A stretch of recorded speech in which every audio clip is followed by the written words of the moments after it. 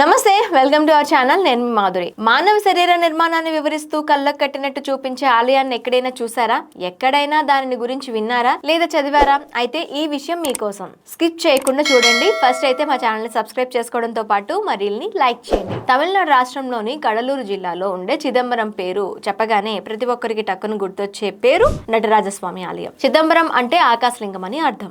ఈ దేవాలయంలో శివుడు నటరాజస్వామి రూపంలో దర్శనమిస్తాడు. ఈ ఆలయంలో మనం నమ్మలేని వింతలు విశేషాలు ఎన్నో ఉన్నాయి. పంచభూతాలంటే భూమి, ఆకాశం, గాలి, నీరు, అగ్ని అన్న విషయం మనందరికీ తెలిసిందే. వీటిలో ఆకాశానికి ప్రతీకగా చిదంబరాన్ని పరిగణిస్తారు. శ్రీకాళహస్తిని వాయువుకు ప్రతీకగా, కంచిలోని ఏకాంబరేశ్వరుని భూమికి ప్రతీకగా. మరో విచిత్రం ఏంటంటే ఈ మూడు దేవాలయాలు ఒకే రేఖాంశం మీద ఉంటాయి. శాస్త్రీయ పరంగా 79 డిగ్రీల 41 నిమిషాల రేఖాంశం ఉన్నట్లు నిర్ధారణ కూడా అయ్యింది. ఈ ఆశ్చర్యకరమైన వాస్తవాన్ని శాస్త్రవేత్తలు కూడా ధృవీకరించారు. ఈ గుడిలో నటరాజస్వామిని దర్శనం చేసుకుని బయటకు వచ్చి వెనక్కి తిరిగి చూస్తే ఈ దేవాలయానికి సంబంధించిన గోపురం మన వీపు వెనక వస్తున్న అనుభూతి కలుగుతుంది. ఈ గుడిలోని మరో ప్రత్యేకత ఏంటంటే ఈ దేవాలయం గోపురం పైన 21,600 బంగారు రేకులు ఉంటాయి. మనిషి ప్రతిరోజు 21,600 సార్లు గాలి పీలుస్తాడు.